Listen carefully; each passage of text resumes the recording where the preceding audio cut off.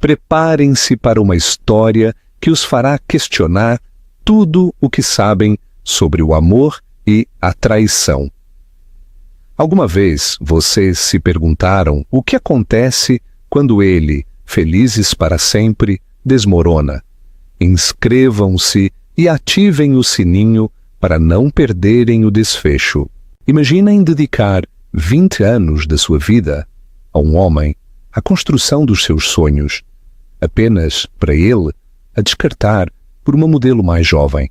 Esta é a história de Clara. Ela foi a esposa perfeita para um homem que se tornou um titã da indústria. Mas um dia ele decidiu que ela já não fazia parte do seu império. Ele a deixou com um acordo e o coração despedaçado, mas o que ela não esperava era a sua resiliência.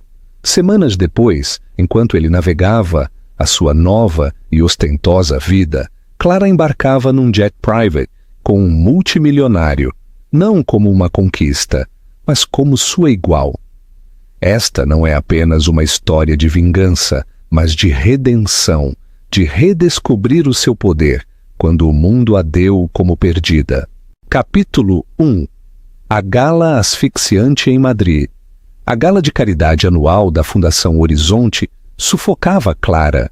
Não eram as pessoas no grande salão de baile, nem o aroma enjoativo de milhares de rosas. Era o peso da mão do seu marido, Rafael del Castillo, na parte inferior das suas costas, um gesto que parecia afeto para os fotógrafos, mas que se sentia como uma marcação. Rafael amava a teatralidade da sua vida, o casal perfeito, os filantropos influentes, a inveja do seu seleto círculo da alta sociedade madrilenha. Clara, por sua vez, há muito que tinha esquecido as suas falas. Tinha 45 anos, um facto que Rafael tinha começado a mencionar com a mesma crueldade casual que usaria para apontar um arranhão nos seus sapatos John Lobb. O seu vestido, um haute couture de uma designer espanhola, num tom de safira que combinava com os seus olhos, sentia-se como um disfarce. Ela tinha o escolhido, claro, mas a escolha tinha sido filtrada através de uma dúzia de regras não escritas. Era elegante, mas não chamativo. Favorável, mas não provocador. Digno de ser a senhora do castelo. Querida, murmurou Rafael, a sua voz um zumbido suave contra a sua orelha. Os Sinclair estão a acenar. Vamos cumprimentá-los? O sorriso dele nunca chegava aos olhos, já quase nunca o fazia. Os seus olhos, antes do castanho quente, da terra fértil, agora pareciam pedras polidas, duras e impenetráveis. Estavam constantemente a escanear a sala, a avaliar, a calcular, sempre à procura da próxima aquisição, da próxima vantagem. Clara tinha a sensação perturbadora de que ela também estava a ser avaliada e considerada deficiente. Durante 20 anos ela tinha sido a arquiteta da sua ascensão. Quando se conheceram, ele era um analista ambicioso com uma mente brilhante e um fato gasto. Ela era uma curadora júnior no Museu do Prado, cheia de paixão pela arte e história. Foi a sua herança, uma soma modesta, mas significativa da sua avó, que forneceu o capital inicial para a sua primeira empresa. Ela tinha gerido a sua casa, a sua agenda social, a sua vida, com o mesmo cuidado meticuloso que outrora dedicara a catalogar a cerâmica renascentista. Ela criou o cenário perfeito para a sua ambição, um mundo sereno e elegante, onde ele podia recarregar energias e traçar estratégias. Ela organizava os jantares, encantava os investidores e lembrava-se dos nomes e das alergias dos filhos deles. Ela era a sócia silenciosa, o andaime invisível que permitiu que o seu império tocasse o céu. Agora o seu império era uma empresa de logística global, a Del Castillo Worldwide, um nome sinônimo de eficiência impiedosa, e Rafael tinha se tornado um homem que mal reconhecia. A risada fácil que outrora partilhavam tinha sido substituída por uma impaciência brusca. As noites que passavam a sonhar com vinho barato tinham se transformado em jantares silenciosos, onde o tilintar dos talheres era a única conversa. Rafael, uma palavra, disse um homem com um sorriso predatório e o aspecto elegante de um gestor de hedge fund, dando uma palmada no ombro de Rafael. A mão de Rafael caiu das suas costas. Claro, Roberto. Clara, querida, já sabes o que fazer. Socializa. Ele afastou-se sem olhar para trás, engolido por um mar de smokings pretos. Socializa. Clara ficou congelada, uma estátua num mar de movimento. Observou-o, a forma como dominava o espaço à sua volta, a confiança na sua postura. Estava no seu elemento. Ela sentia-se como um fantasma a rondar os limites da sua própria vida. Viu as mulheres mais jovens na sala, mulheres de 20 e poucos e 30 e poucos anos, com corpos esculpidos por personal trainers e rostos intactos pelo tempo ou preocupação.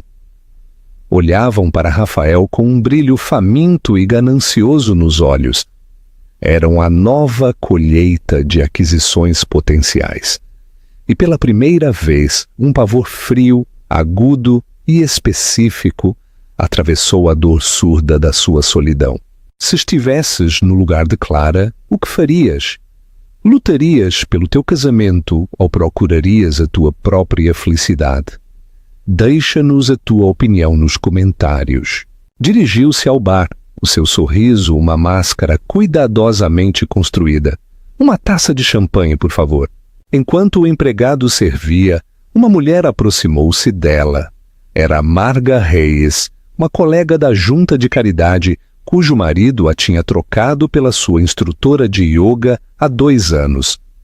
Os olhos espertos e compreensivos de Marga observaram o exterior impecável de Clara. Ele está no modo de caça esta noite, disse Marga em voz baixa. Não era uma pergunta. A máscara de Clara não se moveu. Não estou a falar desse tipo de caça, querida. Marga tomou um gole do seu gin tônico. Viu com Siena Aguilar mais cedo, aquela que faz relações públicas para metade das startups da cidade. Ela tem 28 anos e parece que foi montada num laboratório com o único propósito de fazer com que o resto de nós se sinta obsoleta. O coração de Clara deu um salto doloroso. Siena Aguilar. Conhecia o nome. Rafael mencionara-a, elogiando as suas estratégias agressivas e visionárias. Ela era tudo o que Clara não era. Jovem, faminta e totalmente current. Rafael respeita o trabalho dela, disse Clara, as palavras com sabor a cinzas. Marga olhou-a com uma mistura de pena e exasperação. Clara, acorda! Homens como o Rafael não respeitam o trabalho de mulheres como essa. Vêem uma mercadoria, um brinquedo novo e brilhante. Só te digo, cuidado com as costas. O resto da noite passou num borrão de sorrisos forçados e conversas sem sentido. Clara interpretou o seu papel, a esposa elegante e gentil. Mas as palavras de Marga tinham sido uma pedra atirada às águas calmas e estagnadas da sua negação. Cada vez que via Rafael do outro lado da sala, ele parecia rir um pouco mais alto. A sua mão demorava-se um pouco mais no braço de uma mulher. Estava a atuar, mas esta atuação não era para o seu benefício partilhado. Era para ele. Capítulo 2. A queda do castelo. Naquela noite, no silêncio estéril do seu penthouse com vista para o Parque do Retiro, a farsa desmoronou-se finalmente. O espaço, decorado em tons de cinza e cromo, sentia-se tão frio e impessoal como o lobby de um hotel. Era o gosto de Rafael, não o dela. O seu amor por madeiras quentes, têxteis ricos e a bela e imperfeita pátina das antiguidades tinha sido descartado como desordenado e antiquado. Ele estava a tirar os brincos de diamantes quando entrou no quarto, a afrouxar a gravata. "Bom evento!" disse, o seu tom cortante. "Recolhemos mais de 2 milhões. Isso é maravilhoso", respondeu ela, a voz oca. Ele olhou-a então, realmente olhou-a, e a sua expressão foi de profunda e cansada desilusão. "Pareces cansada, Clara? Foi uma noite longa." "Não, não é só esta noite, é o tempo todo. Há uma tristeza em ti, é exaustivo." A acusação pairou no ar, uma peça de crueldade espantosa. Ele era a fonte da sua tristeza, o arquiteto da sua solidão, e, no entanto, estava a culpá-la por isso. Era o equivalente emocional de um truque contabilístico, transferindo uma dívida dos seus próprios livros para os dela. "Não estou triste, Rafael", disse ela, a voz a tremer ligeiramente. Não sei o que sou." "Essa é a questão", disse ele a levantar-se e a começar a desabotoar a camisa. "Já não sabes o que és. Abandonaste-te, não fisicamente, mas em espírito. O fogo foi-se." Ele estava a descrever um problema que ele tinha criado, um fogo que ele tinha sistematicamente extinguido com anos de negligência e desprezo silencioso. Ela estava a construir um caso, apercebeu-se, não para uma reconciliação, mas para uma partida. O fundamento da sua vida, aquele que ela tinha construído com tanto cuidado, estava a ser sistematicamente desmantelado, e ela era a última a saber. Sentiu um tremor de medo, mas por baixo dele algo mais agitou-se. Um vislumbre de uma ira latente há muito tempo. A gaiola dourada tinha sido confortável, mas ela estava a começar a lembrar-se de como se sentia ao querer voar. O fim não veio com um estrondo, mas com o clique silencioso e deliberado do fecho de uma mala. Era uma manhã de terça-feira, 2 semanas após a gala. O dia era enganadoramente comum. A luz do sol entrava pelas janelas do chão ao teto do seu apartamento, a brilhar nas superfícies estéreis. Clara estava a arrumar tulipas brancas num vaso minimalista, um pequeno ato de rebelião contra a fria estética do apartamento. As flores eram um sussurro da mulher que ela costumava ser.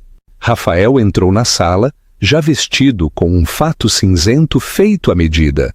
Não se estava a dirigir para o escritório. Trazia a mala, um objeto elegante, como uma arma, feito de fibra de carbono. Colocou-a sobre a mesa de jantar de vidro, com um suave baque que ressoou como a finalidade de um martelo. "Clara", começou, a sua voz desprovida de qualquer emoção.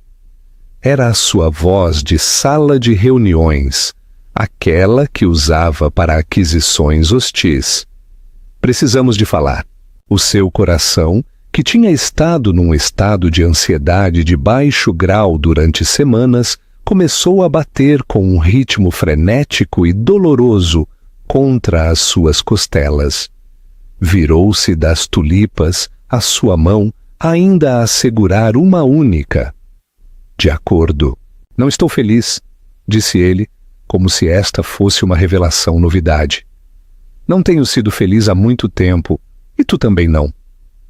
Era a mesma tática que ele tinha usado no quarto depois da gala, apresentando a sua decisão como mútua, uma bondade.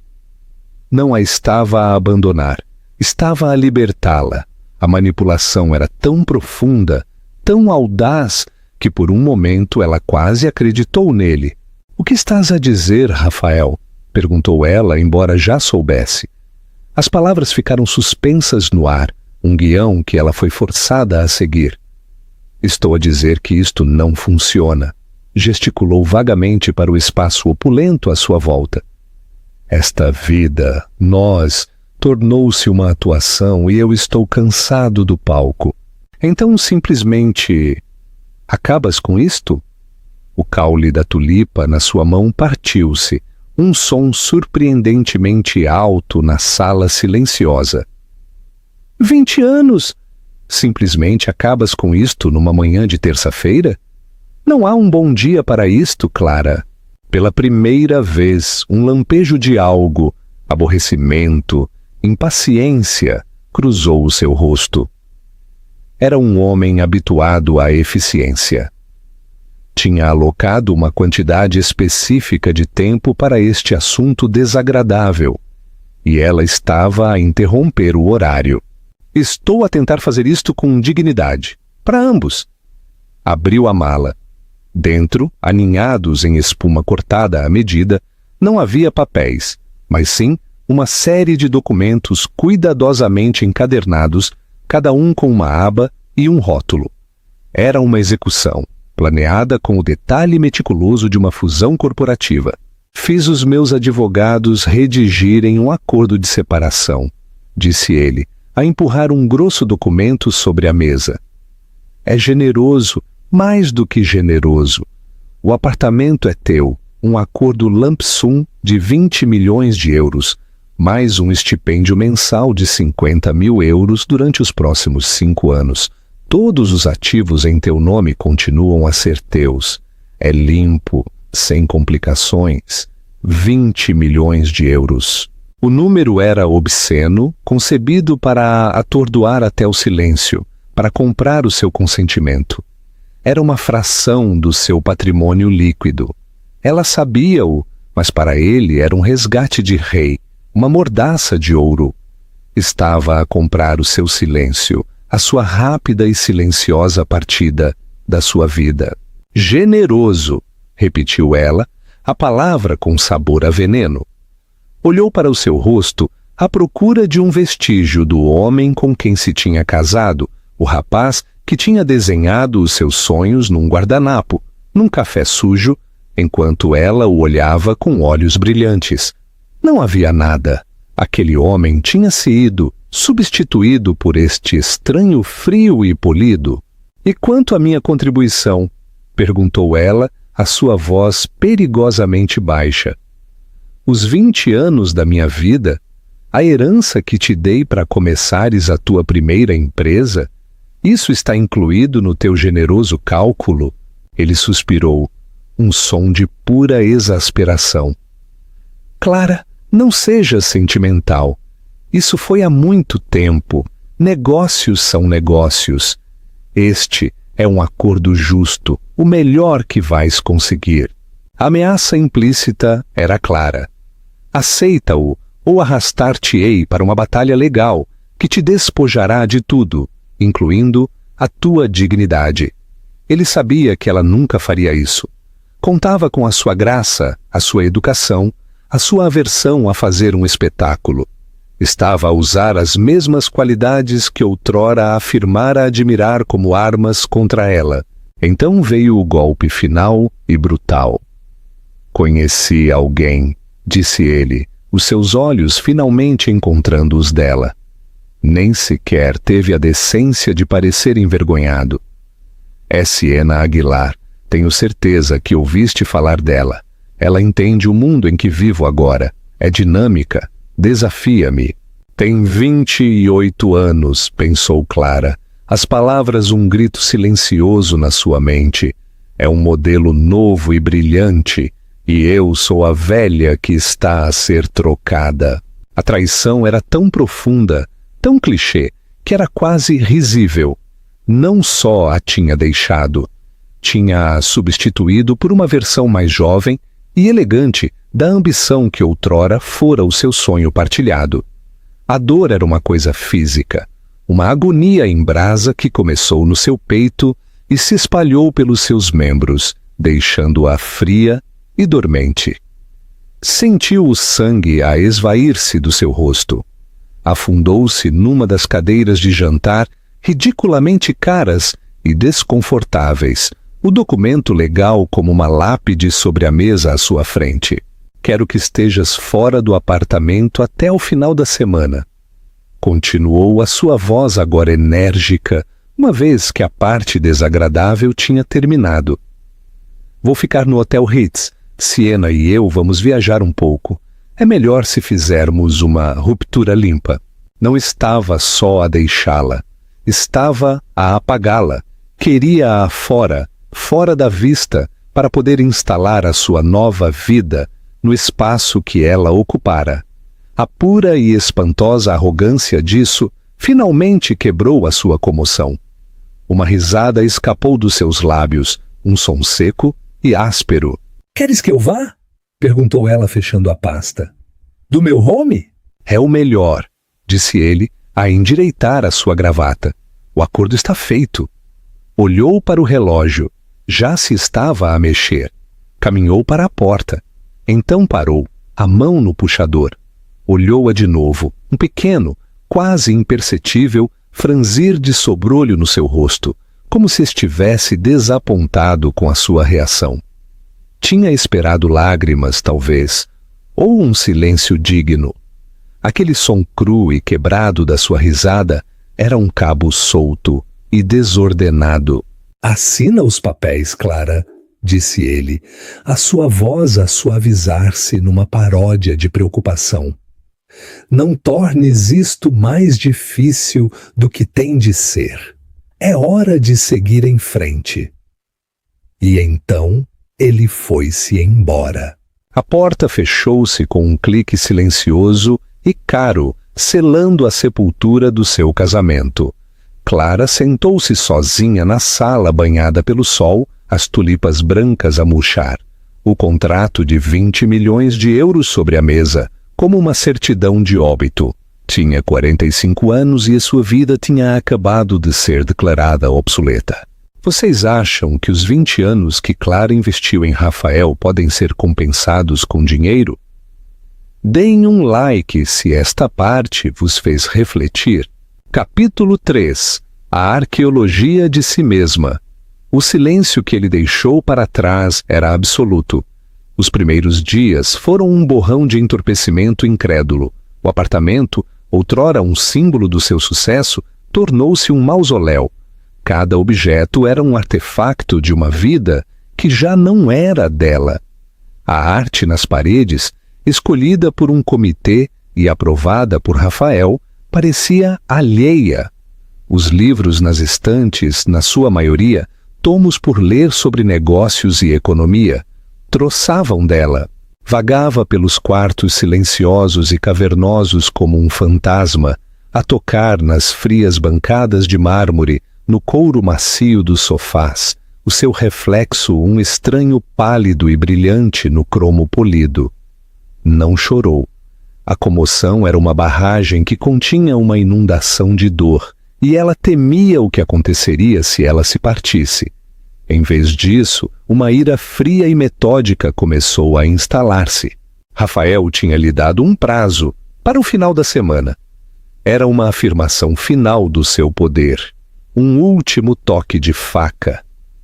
Ele esperava que ela se desmoronasse, que o seu assessor embalasse as suas coisas, que ela desaparecesse em silêncio. Ao terceiro dia, acordou com uma nova e ferrenha determinação. Se ele a queria fora, ela sairia, mas não seria apagada. Realizaria uma escavação arqueológica da sua própria vida, e ela decidiria que artefactos valiam a pena salvar. Começou no fundo do seu closet, um vasto espaço com clima controlado que cheirava a cedro e a dinheiro. Passou pelas suas filas de fatos e sapatos idênticos e dirigiu-se às caixas na prateleira superior. Dentro de uma delas, encontrou-os, velhos álbuns de fotos, do tipo com páginas pegajosas e película de plástico. A primeira foto era dela e de Rafael na sua lua de mel, numa pequena cidade banhada pelo sol em Toscana. Ele tinha 29 anos, o cabelo mais comprido, um sorriso parvo e apaixonado no rosto. Ela tinha 25, os seus olhos cheios de uma esperança tão feroz que lhe doía olhar para ela agora. Sentou-se no chão, com o álbum estendido à sua volta, e pela primeira vez as lágrimas vieram. Não eram os soluços selvagens e histéricos que ela tinha temido, mas uma lenta e silenciosa cascata de dor pela mulher das fotografias. Aquela mulher tinha acreditado no amor, na sociedade, no para sempre. Tinha derramado toda a sua inteligência, a sua paixão, a sua própria alma neste homem. E ele tinha levado tudo isso. E depois tinha-o declarado sem valor. A dor era uma coisa física, a pressionar o seu peito, a dificultar a respiração.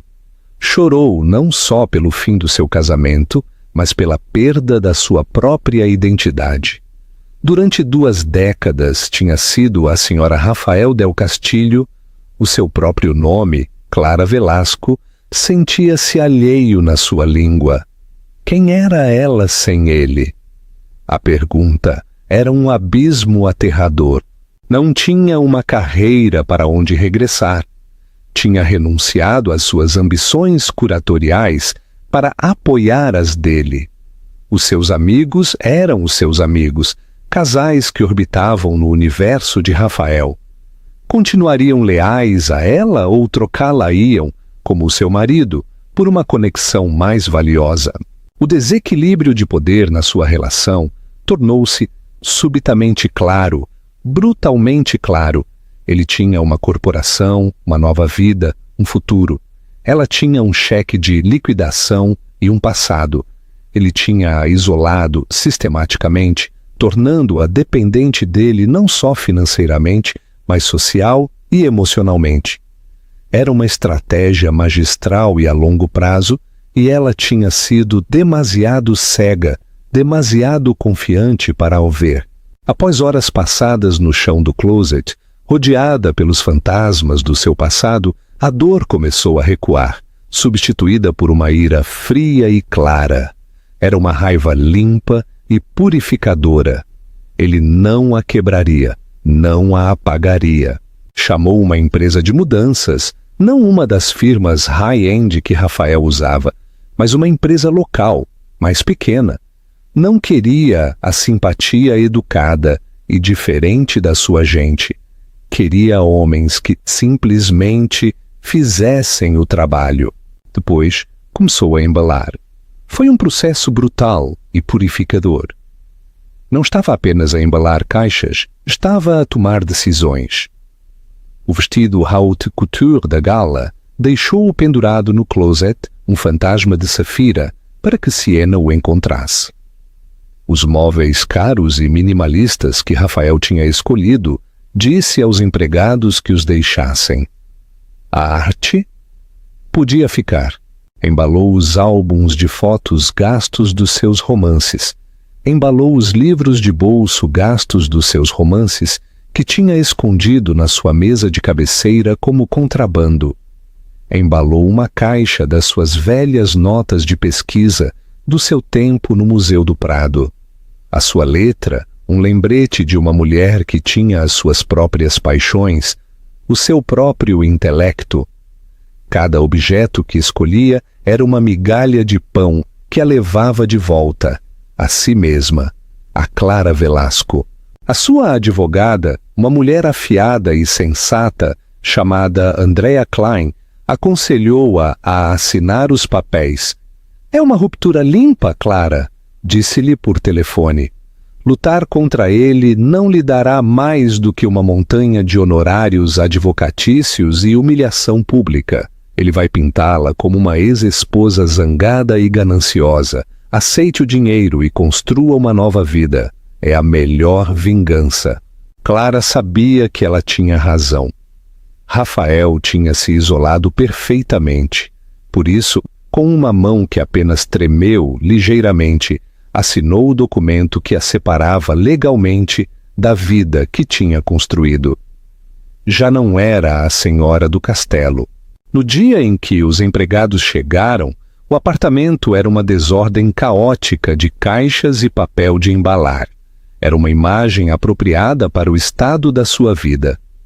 Enquanto os homens trabalhavam, ela fez uma última paragem. Foi ao seu joalheiro. Retirou o anel de noivado que Rafael lhe tinha dado, um diamante enorme e impecável, que outrora fora o seu orgulho e alegria. Agora sentia-se como um grilhão. Também retirou o medalhão de ouro simples que a sua avó lhe tinha deixado. Foi a uma joalharia de boa reputação e marcou uma consulta para aquela tarde. Ao cair da noite, o apartamento estava vazio de tudo o que era verdadeiramente seu. Os empregados tinham se ido. Ficou de pé no espaço sem alma e silencioso, com a sua mala na mão, pronta para partir pela última vez. O seu telefone vibrou. Era uma mensagem de texto de uma velha amiga, uma das antes da era Rafael, que tinha sabido a notícia.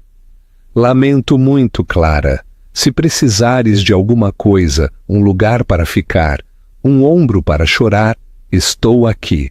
Outro zumbido. Era um alerta de notícias de uma publicação financeira. O título dizia: Rafael del Castillo vende penthouse com prejuízo em meio a rumores de problemas financeiros.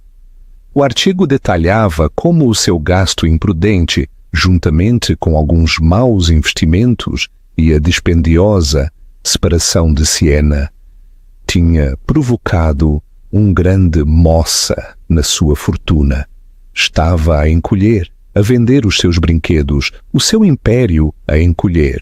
Leu o título e não sentiu nada, nem pena, nem satisfação, nem sequer um lampejo de interesse. O seu destino já não estava ligado ao dele. Era apenas uma notícia sobre um estranho. Saiu pela porta e não olhou para trás. A arqueologia estava completa. Era hora de começar a restauração. Vocês acham que a traição de Rafael foi o catalisador para a liberdade de Clara? Ou foi apenas uma desculpa para ela finalmente ir embora? Comentem a vossa opinião e não se esqueçam de dar like ao vídeo. Capítulo 4. A libertação. O amanhecer de Clara. Durante o primeiro mês, Clara viveu num estado de animação suspensa. Ficou numa suíte no Hotel Palace, um hotel que era a antítese da sua antiga casa. Era quente, íntimo e profundamente tradicional, com tecidos tintes, lareiras a lenha e um charme tranquilo do velho mundo. Era um lugar para se esconder, para lamber as suas feridas numa privacidade luxuosa. Passava os dias numa névoa de dor e vagueação sem rumo.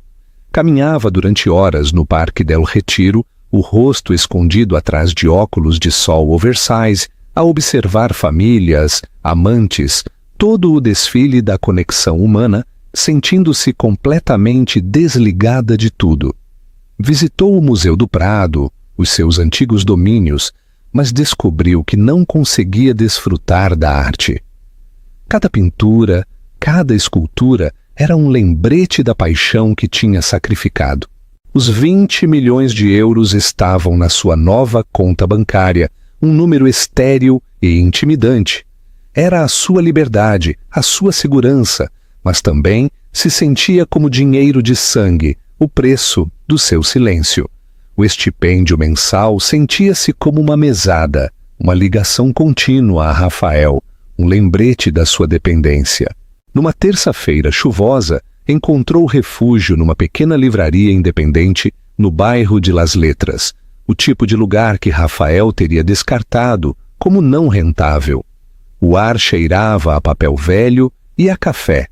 Era um refúgio de intelectualidade tranquila, um mundo longe do universo brilhante e de alto risco de onde tinha acabado de escapar. Estava a passar os dedos pelas lombadas dos livros de História da Arte, uma secção que não se permitia visitar há anos, quando uma voz ao seu lado disse: "Uma colega entusiasta dos mestres florentinos, vejo eu." A voz era profunda, com um timbre quente e agradável, e um ligeiro sotaque europeu não identificável. Virou-se. O homem ao seu lado era alto, talvez com uns 50 anos, com grisalho nas têmporas e olhos da cor de um mar tempestuoso. Vestia um suéter cinzento simples, impecavelmente cortado, e calças escuras, um traje de elegância discreta e tranquila. Havia uma quietude nele, uma sensação de autoridade calma, que não tinha nada a ver com a energia inquieta e agressiva de Rafael. Costumava ser, respondeu Clara, a sua voz enferrujada pela falta de uso. Uma paixão como essa não morre, disse ele, o seu olhar curioso e amável. Apenas fica latente. Assinalou o livro que ela estava a tocar, uma monografia sobre o escultor Donatello. O David dele é uma obra-prima de arrogância juvenil e propósito divino, não achas? A sua observação era tão perspicaz, tão específica, que a apanhou de surpresa. Era o tipo de conversa que não tinha há anos. O interesse de Rafael pela arte era puramente financeiro, uma classe de ativo. Ele falava de artistas em termos dos seus registros de leilão, não das suas almas. Sempre fui mais fã da sua Maria Madalena. Achou por si mesma a dizer, surpreendida com o seu próprio envolvimento. A de madeira na Catedral de Siena é tão crua, tão cheia de dor e arrependimento, é brutalmente humana. Um sorriso lento espalhou-se pelo rosto do homem, transformando seus belos e sérios traços em algo acessível e caloroso. Uma excelente escolha. É uma obra de perspicácia psicológica profunda. A maioria das pessoas prefere a beleza. Tu escolheste a verdade. Ficaram ali por um momento, um silêncio confortável a cair entre eles, a apreciação partilhada por uma obra de arte a criar uma intimidade inesperada. Sou Alexandre, disse ele, estendendo a sua mão. Alexandre Morrow. O seu aperto de mão era firme, a sua mão quente. Clara Velasco, respondeu ela, usando o seu apelido de solteira. Sentiu-se bem, sólido. É um prazer conhecê-la, Clara Velasco. Ele não pareceu reconhecer o seu nome, ou, se o fez, não deu qualquer sinal. No mundo de Rafael, toda a gente sabia quem ela era, ou melhor, o que era, a Senhora do Castelo.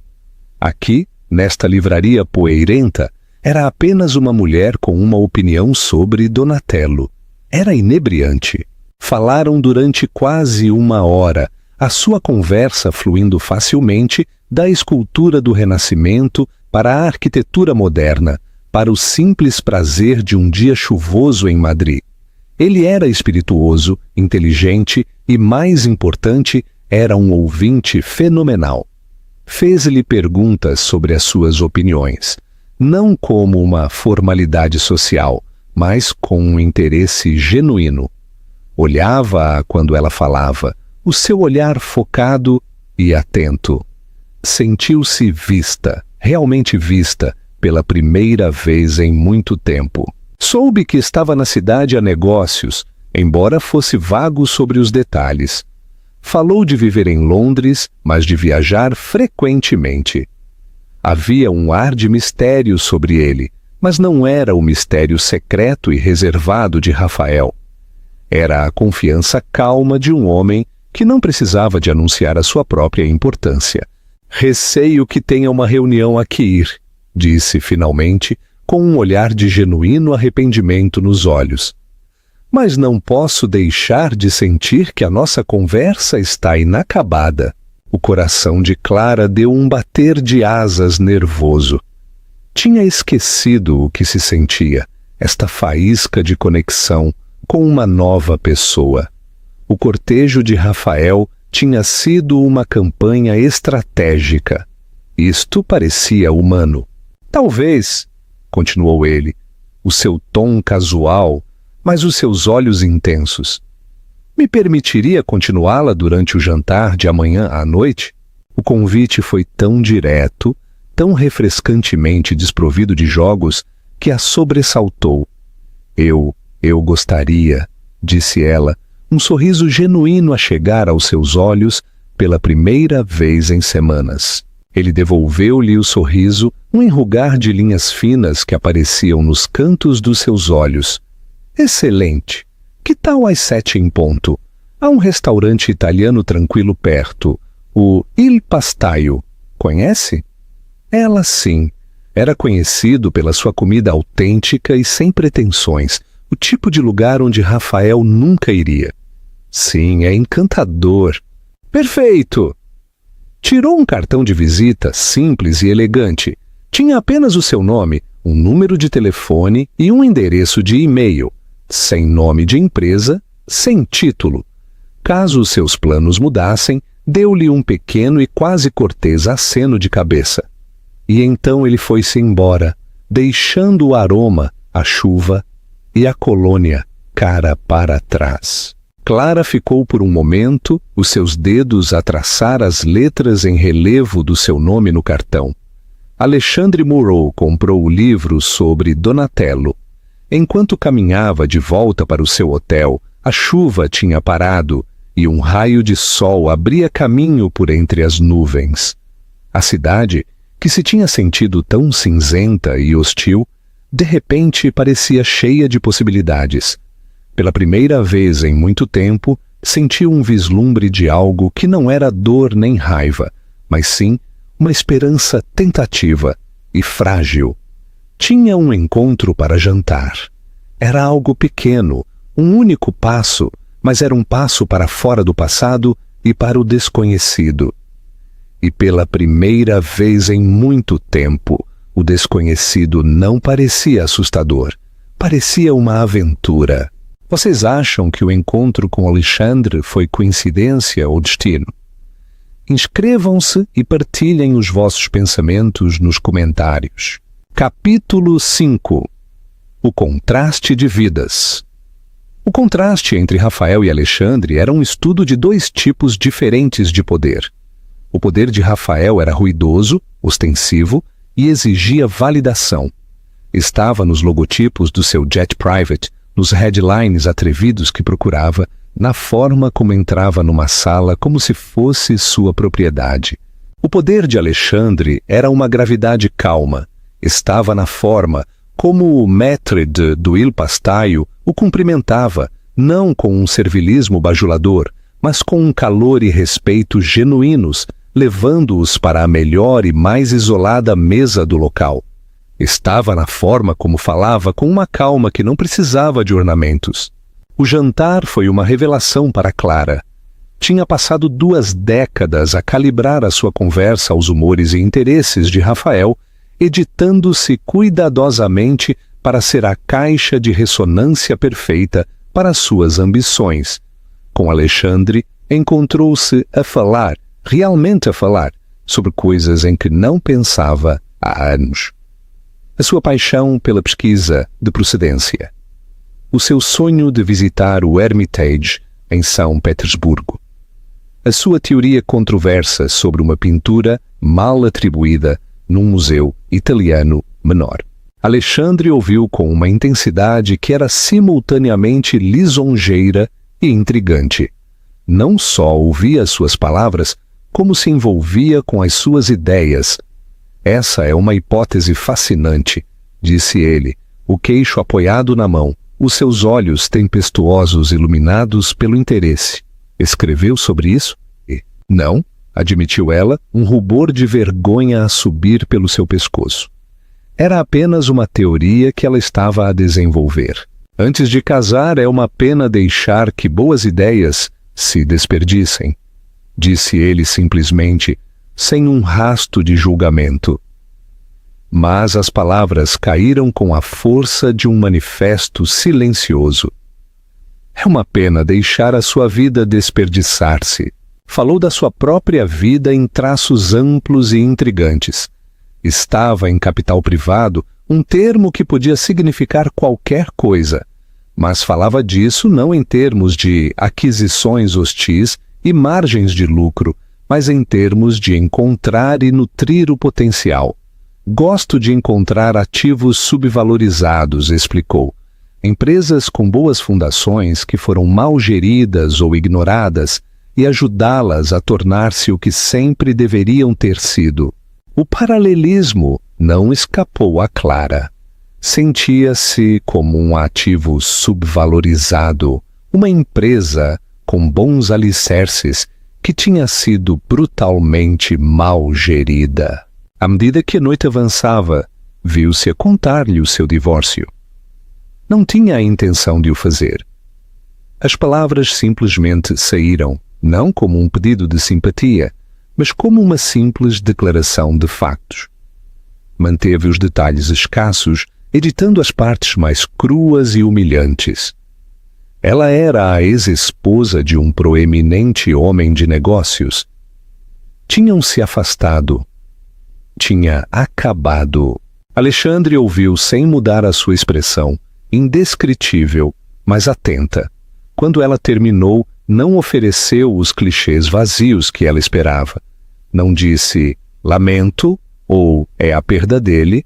Em vez disso, olhou para ela e disse, deve ser difícil quando o trabalho da sua vida é uma sociedade e a sociedade se dissolve. Fica com a pergunta de quanto vale o seu trabalho por si só. A perspicácia era tão precisa, tão profundamente empática. Tirou-lhe o fôlego.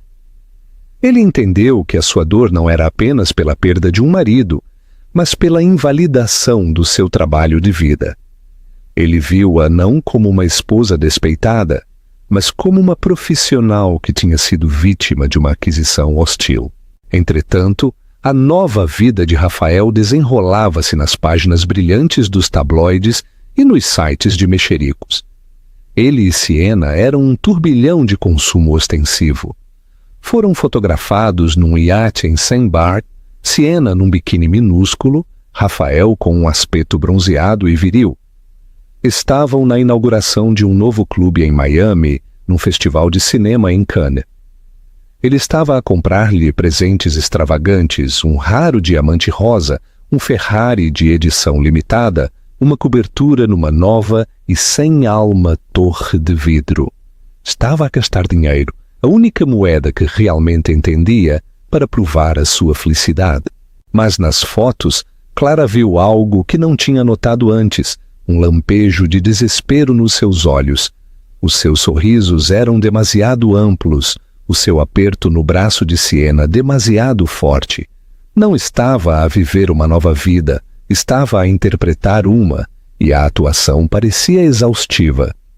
Siena, por sua vez, parecia triunfante.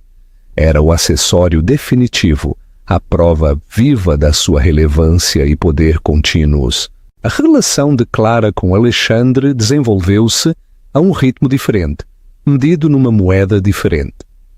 A conversa, as experiências partilhadas, o respeito mútuo foram a museus, a dark concertos de música de câmara e a pequenos restaurantes familiares nos bairros de Madrid.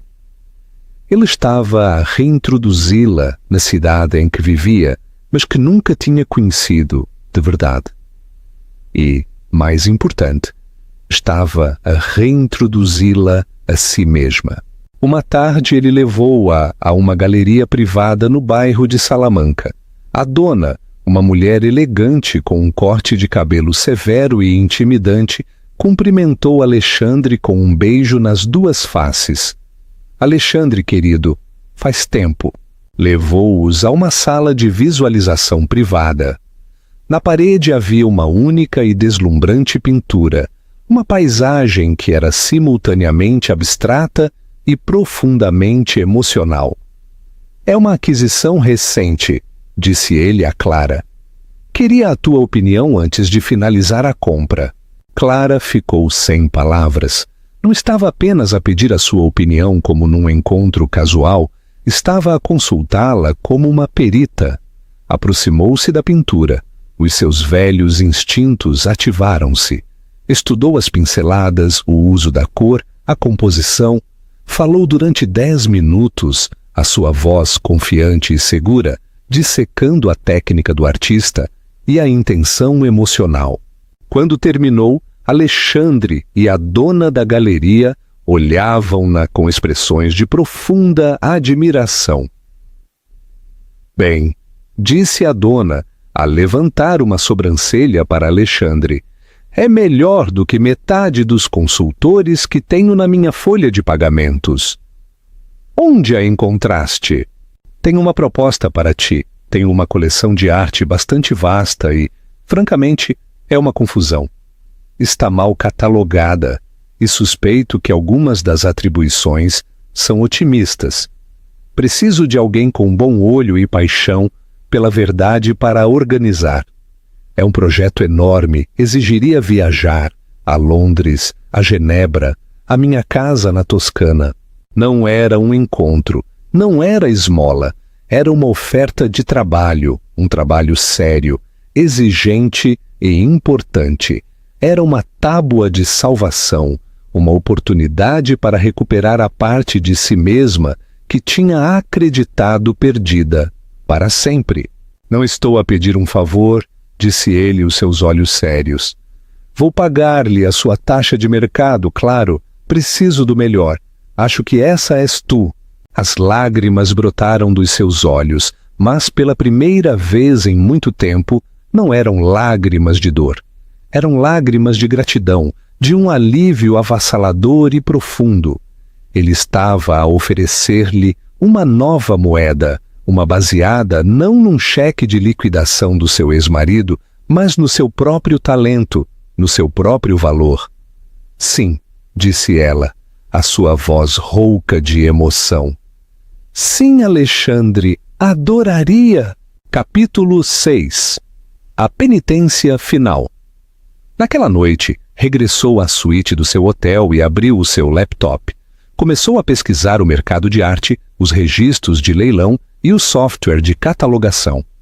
O fogo que Rafael tinha declarado extinto não tinha desaparecido, apenas tinha estado latente.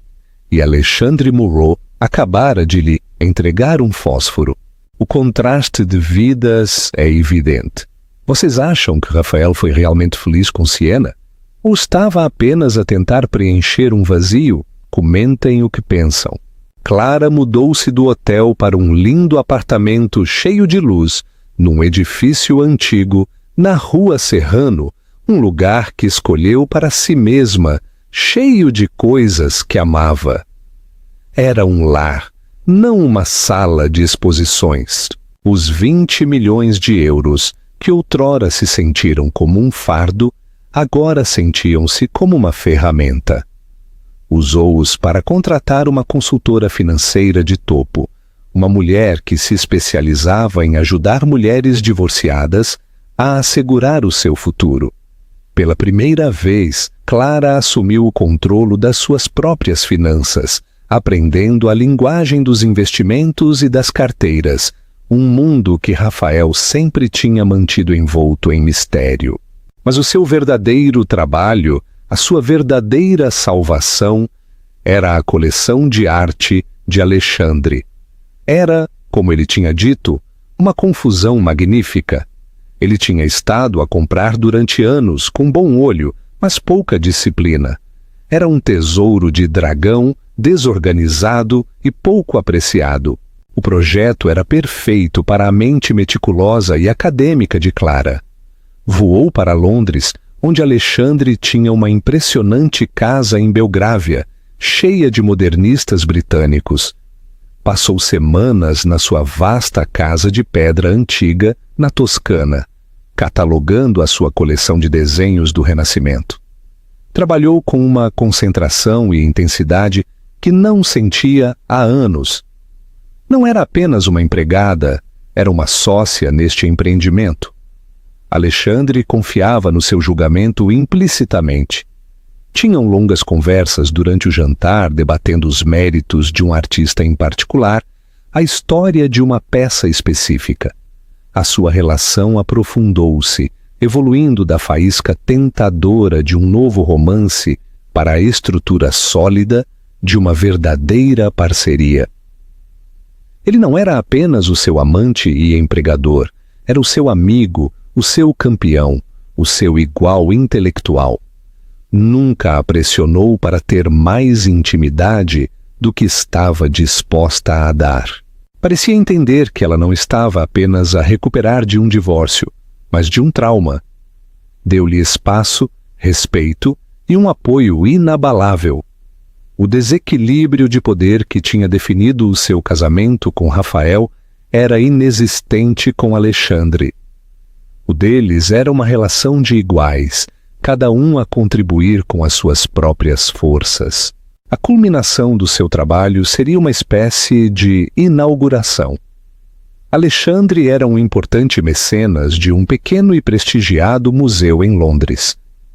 Tinha concordado em emprestar uma parte significativa da sua coleção para uma exposição especial, uma exposição que a própria Clara curaria. Era a sua estreia profissional, uma oportunidade para sair das sombras e reivindicar o seu próprio nome no mundo da arte. A noite de inauguração foi um evento brilhante. A galeria estava cheia da elite da cena artística de Londres, críticos, colecionadores e outros mecenas.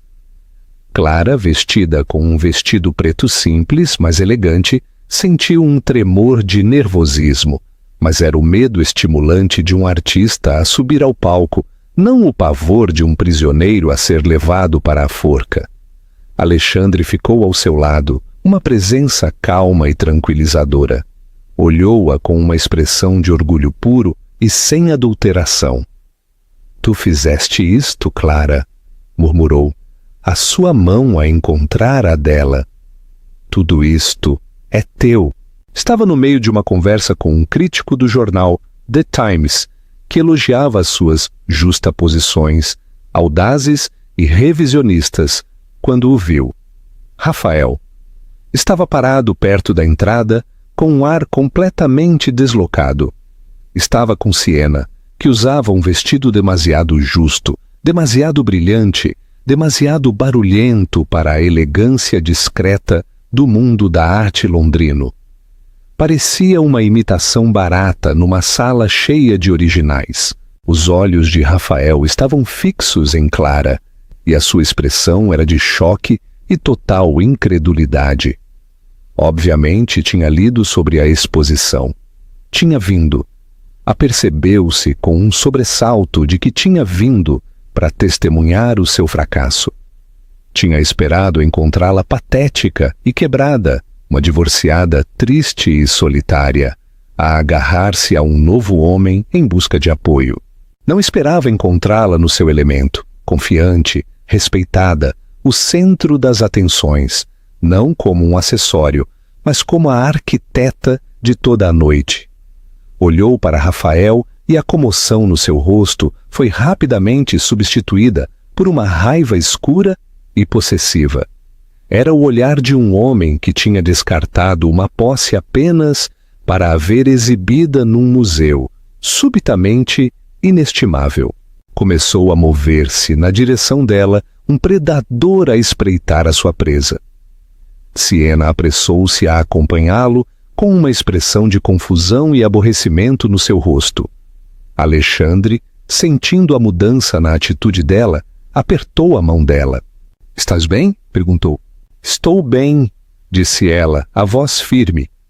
O medo que outrora a teria dominado tinha desaparecido, substituído por uma resolução fria e calma. Já não era a sua posse, já não lhe tinha medo. "Clara!", disse Rafael, o seu tom um rosnado baixo quando a alcançou. Ignorou Alexandre por completo. "O que é tudo isto?" "É uma exposição de arte, Rafael", respondeu ela, o seu tom frio e nivelado. "Eu organizei-a." "Tu!", zombou ele, um toque do seu antigo desprezo cruel na sua voz. "Desde quando é que és curadora?" "Desde que decidi recuperar a minha vida", disse ela. Antes que ele pudesse responder, o crítico do The Times interrompeu. "A sua esposa fez um trabalho magistral, senhor." Olhou para Rafael com um ar de desprezo. "Meu ex-marido", corrigiu Clara gentilmente, "Rafael del Castillo." Os olhos do crítico abriram-se um pouco em reconhecimento, mas a sua expressão azedou. A reputação de Rafael pelas suas práticas comerciais cruéis era bem conhecida em Londres. Siena, sentindo-se excluída, deu um passo em frente e estendeu a mão. "Siena Aguilar", disse a voz um pouco alta demais. "Eu gerencio todas as relações públicas de Rafael. O crítico deu um aperto de mão fraco e breve e virou-se para Clara. Bem, senhorita Velasco, tem um olho notável. A justa posição do bacon com o saltine é inspiradora. Gostaria de discutir isto mais a fundo para a minha crítica. A rejeição foi absoluta. Neste mundo, um mundo de cultura, intelecto e poder calmo, o dinheiro de Rafael e a agressividade de Siena não significavam nada. O talento de Clara, o seu conhecimento, a sua paixão. Essa era a moeda que importava aqui. O rosto de Rafael era uma máscara de fúria. Tinha vindo vê-la humilhada. E, em vez disso, tinha sido ele próprio humilhado. Tinha sido declarado irrelevante no seu novo mundo. Olhou de Clara, ereta e respeitada, para Alexandre, que estava ao seu lado. Um guardião silencioso e poderoso. Viu a fácil intimidade entre eles, a linguagem partilhada de iguais, e naquele momento compreendeu o que tinha perdido. Não era apenas uma esposa, era a base calma e estável do seu próprio sucesso, o único ativo que tinha subvalorizado e descartado, e que agora, claramente, estava fora do seu alcance. Virou-se e saiu da galeria, arrastando uma desconcertada Siena atrás dele. O encontro durou menos de 5 minutos, mas foi uma mudança sísmica. A dinâmica de poder tinha se invertido de forma irrevogável e pública. Clara viu-o ir-se embora, não com triunfo, mas com uma sensação de fecho calmo. O último grilhão tinha se partido. Ela estava livre. O retiro de Rafael da Galeria de Londres não foi o fim do assunto. Foi o início da sua obsessão. A humilhação pública, a visão de Clara não só a sobreviver, mas a prosperar, tinha acendido um fogo nele. Não era amor, nem sequer remorso. Era um coquetel tóxico de orgulho ferido, possessividade e uma compreensão incipiente e aterradora de que tinha cometido um erro de cálculo catastrófico. Tinha visto Clara não como uma sócia, mas como uma parte da sua carteira, um ativo que tinha liquidado. Agora via esse ativo a valorizar-se nas mãos de outro homem, e os seus instintos predatórios foram ativados. Queria-a de volta, não porque sentia a sua falta, mas porque não suportava a ideia de que outra pessoa a tivesse. A sua vida com Siena começava a mostrar as suas fissuras. A emoção inicial da sua juventude e ambição tinha se desgastado, substituída pela irritante realidade da sua superficialidade.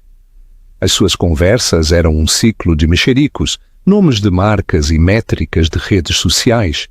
Não era uma sócia, era um acessório de alta manutenção que exigia validação constante e um fluxo interminável de dinheiro. Ele tinha pensado que estava a melhorar, mas simplesmente tinha trocado um Rolls-Royce clássico e feito à mão por um carro desportivo chamativo e alugado que estava a revelar-se incrivelmente caro de manter. Começou uma campanha para reconquistar Clara, uma campanha conduzida com a mesma estratégia impiedosa e surda que usava nos seus negócios. Começou com mensagens de texto, disparates sentimentais sobre o seu passado partilhado, esquecendo convenientemente a forma brutal como o tinha terminado.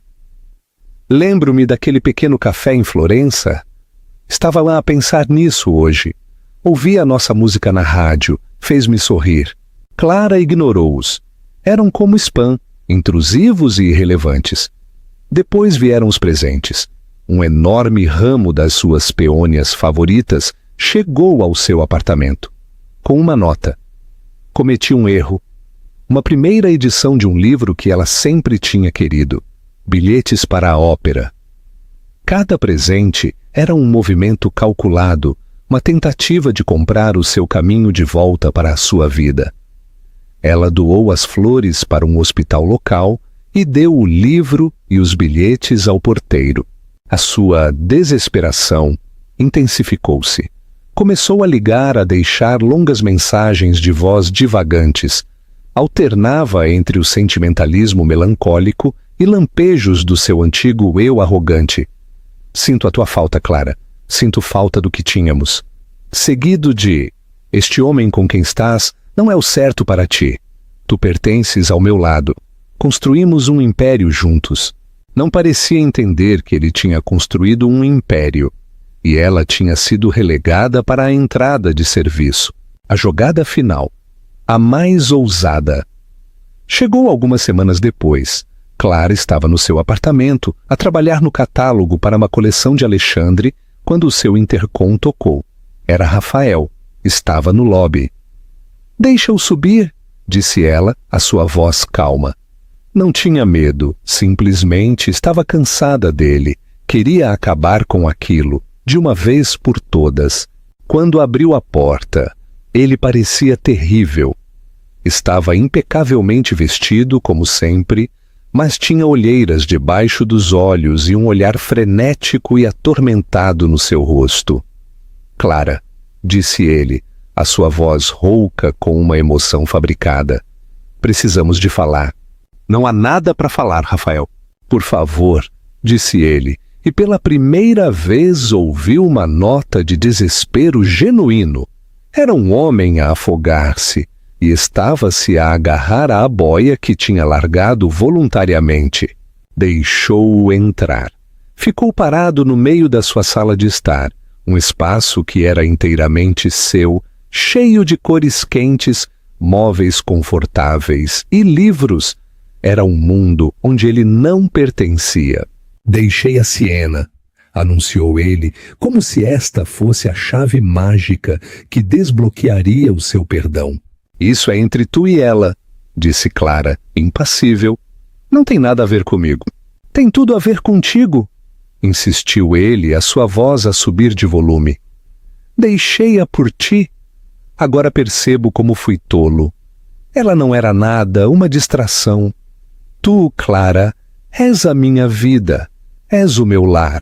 A hipocrisia era impressionante. Estava a tentar vender-lhe a mesma fantasia que lhe tinha vendido a Siena, a ideia de que ela era a única, enquanto a anterior ainda não era uma memória distante. "Eu não sou o teu lar, Rafael", disse ela, a sua voz como gelo. "Tu destruíste esse lar, vendeste o terreno a um novo promotor, e agora que o novo edifício resultou ser um condomínio mal construído, com um telhado a pingar, queres voltar e reclamar a propriedade original, mas a propriedade já não está à venda." O seu rosto contorceu-se numa máscara de raiva e descrença. Não estava habituado a ouvir um não, estava habituado a conseguir o que queria. "É ele", disparou. "É o Monroe. O que é que ele te ofereceu? Mais dinheiro? Um título maior? Qual é o teu preço? Eu dobro." E aí estava o seu núcleo exposto. Tudo era uma transação. Toda a gente tinha um preço. Ele não conseguia conceber um mundo onde uma mulher escolhesse o respeito em vez do dinheiro, a parceria em vez da propriedade. "Ainda não entendes", disse ela, uma profunda tristeza a invadi-la. Quase sentiu pena dele. Era um homem preso numa prisão da sua própria criação, um mundo desprovido de conexão humana genuína. "Alexandre não me ofereceu nada. Ele viu-me, viu a pessoa que eu era, a pessoa que eu poderia ser, enquanto tu só vias uma linha no teu balanço, um ativo que se tinha desvalorizado." Caminhou até à porta e abriu-a. "Tens de ir, Rafael." Ele olhou-a fixamente, a sua mente a lutar, a tentar encontrar uma nova tática, um novo ângulo. Mas não restavam. Tinha jogado todas as suas cartas. "Vais arrepender-te disto, Clara", sussurrou ele, uma última ameaça patética. "Não, Rafael", disse ela, a olhar-o diretamente nos olhos. "Não me arrependerei. O meu único arrependimento é não te ter deixado antes." Ele saiu Um homem derrotado. Quando a porta se fechou, Clara sentiu uma sensação de profunda paz. Tinha acabado. O último fantasma tinha sido exorcizado. Já não era definida pela sua relação com ele, nem como sua esposa, nem como sua ex-esposa, nem sequer como o objeto do seu desespero patético e desesperado. Era simplesmente Clara Velasco, e o seu futuro era seu. Uma semana depois, Clara estava parada numa pista privada no aeroporto de Barajas. O sol poente pintava o céu em tons de laranja e violeta. Em frente a ela, a brilhar sob o crepúsculo, estava um Gulfstream, os seus motores a zumbir uma canção baixa e poderosa de promessa. Alexandre esperava-a no topo das escadas, a mão estendida. Levava-a de avião para a Toscana para o fim de semana, para a sua vila, o lugar onde ela tinha começado a reconstruir a sua vida. Mas desta vez não ia como sua empregada. Ia como sua sócia. Ao subir as escadas, pensou na última vez que estivera num jet private. Tinha sido o de Rafael, um monumento voador ao seu ego, adornado com o logótipo Del Castillo Worldwide. Sempre se sentira como uma passageira nesses voos, uma peça de bagagem high-end sendo transportada de uma das suas propriedades para outra. Pegou na mão de Alexandre. O seu aperto era quente e firme. Sorriu-lhe, um sorriso que chegava aos seus olhos e a fazia sentir como se fosse a única pessoa no mundo. Dentro, o jet era o epítome do luxo discreto, sem dourados, sem logotipos ostensivos, apenas couro creme suave, madeira escura polida e o zumbido silencioso de uma máquina perfeitamente concebida. "Pronta para a nossa aventura?" perguntou ele enquanto a guiava para um assento. "Estou", disse ela, e as palavras foram mais verdadeiras do que qualquer uma que já tinha proferido. Enquanto o jet rolava pela pista, o seu telefone vibrou. Era um alerta de notícias. Rafael Del Castillo vende penthouse com prejuízo em meio a rumores de problemas financeiros. O artigo detalhava como o seu gasto imprudente, juntamente com alguns maus investimentos e a dispendiosa separação de Siena, tinha provocado um grande moça na sua fortuna. Estava a encolher, a vender os seus brinquedos, o seu império a encolher. Leu o título e não sentiu nada, nem pena, nem satisfação, nem sequer um lampejo de interesse. O seu destino já não estava ligado ao dela. Era apenas uma notícia sobre um estranho. O jet acelerou, pressionando-a contra o couro macio do seu assento. Olhou pela janela enquanto o chão se afastava, as luzes da cidade a encolherem-se para um tapete brilhante por baixo. Estava a elevar-se acima de tudo, literal e figurativamente. Alexandre serviu-lhes uma taça de champanhe a ambos. "Um brinde", disse ele, os seus olhos tempestuosos suaves à luz quente da cabina. "Há novos começos", disse ela, a brindar a sua taça contra a dele. Falaram enquanto o jet subia através das nuvens, o céu a mudar de um índigo profundo para um veludo negro salpicado de diamantes. Falaram do futuro, das exposições que planeariam, dos lugares que veriam, da vida que construiriam juntos. Foi uma conversa entre iguais, um plano para um futuro partilhado, não uma aquisição hostil da sua própria vida. Outrora acreditara que a sua vida tinha terminado, que o seu valor estava ligado a um homem que a tinha declarado sem valor. Tinha estado presa numa gaiola dourada, uma bela prisão do design de outra pessoa, mas tinha encontrado a chave. A chave não era Alexandre, nem o seu dinheiro, nem o seu estilo de vida. A chave era ela mesma, era a redescoberta da sua própria paixão, o seu próprio intelecto, a sua própria força. Alexandre não a tinha salvo, simplesmente tinha aberto uma porta e a tinha convidado a atravessá-la com os seus próprios pés. Enquanto a costa de Espanha desaparecia atrás deles e a vasta e escura extensão do Atlântico se abria à sua frente, Clara sentiu uma sensação de paz tão profunda que era quase avassaladora. Não era a mulher que tinha sido deixada por uma modelo mais jovem. Não era a mulher que tinha chorado no chão do closet do marido. Era Clara Velasco, uma curadora, uma sócia, uma amante, uma mulher que tinha enfrentado a ruína da sua vida e tinha escolhido reconstruí-la. Não a partir das cinzas, mas a partir de uma base mais forte e autêntica. Apoiou a cabeça no ombro de Alexandre, o zumbido dos motores, uma canção de embalar.